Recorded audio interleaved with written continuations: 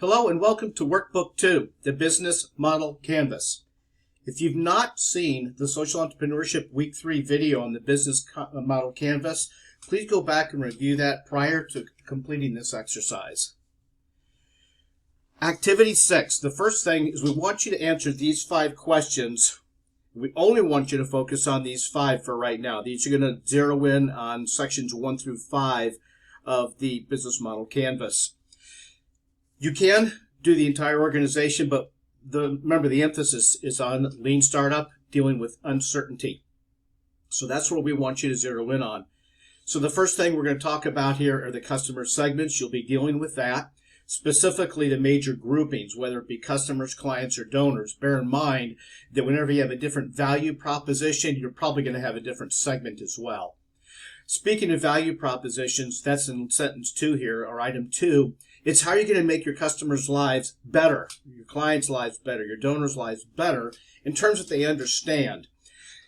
They're going to want to be able to give you their time or their money based upon the value they believe that you're providing them. And that's the point of the value proposition.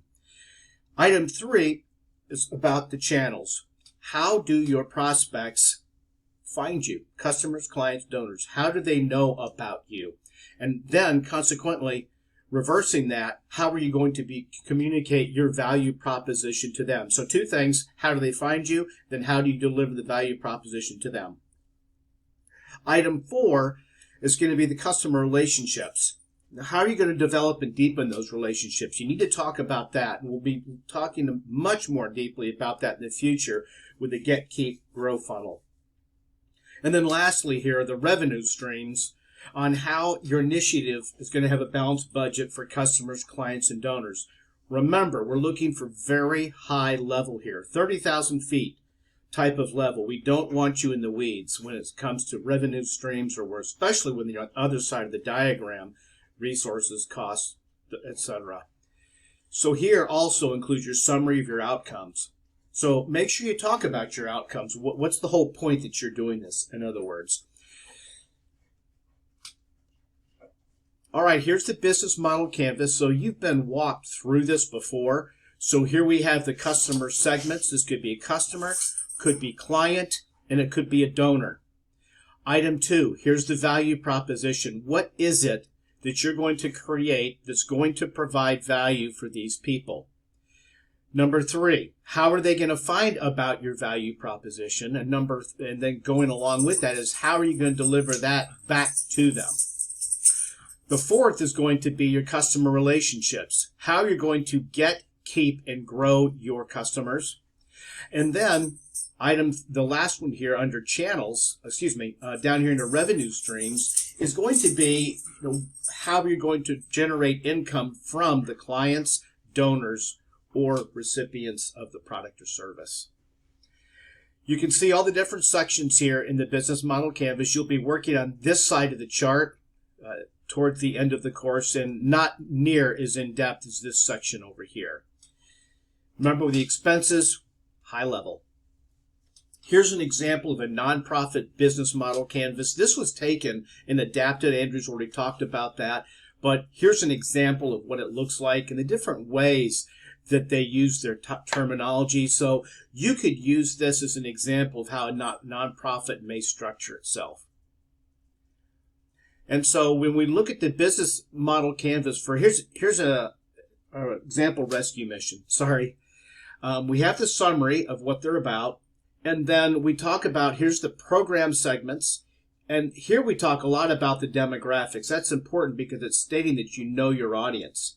And so we've got 2 main segments we're dealing with here. We've got the clients, and then down here we have the donor segment. So what do we know about our donors?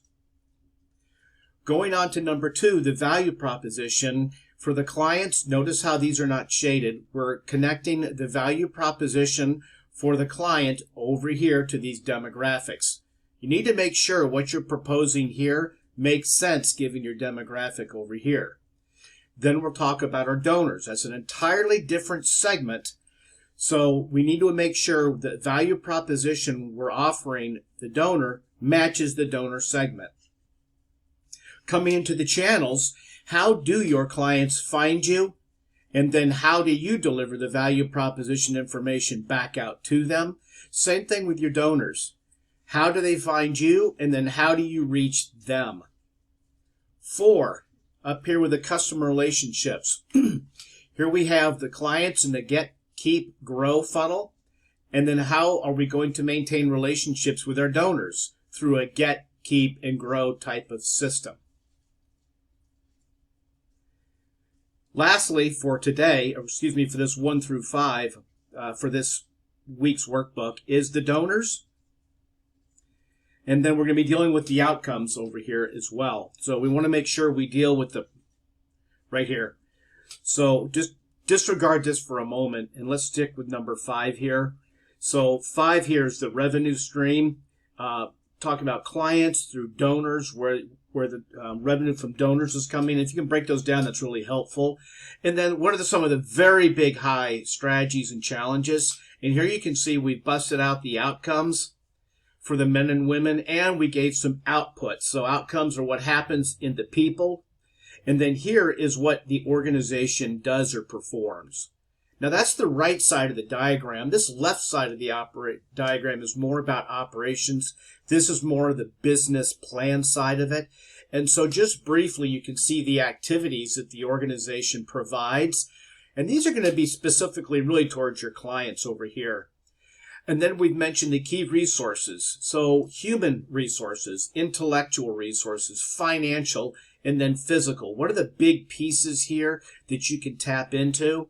And then the key partners.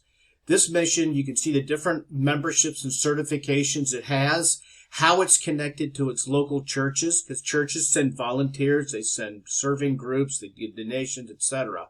And then here's where we list our government and the interns that we need to staff our organization. And then down here, we've got the cost structure for this rescue mission. And please bear in mind, very, very high level types of figures for this. We're not trying to do any kind of high level detail. Okay, activity 7. So we want you to evaluate your new product or program using the business model canvas. So when you take a quick snapshot of it, bottom line is, does it work? Yes or no? Do the revenues outweigh the cost? Yes or no? We're not looking for a long paragraph here.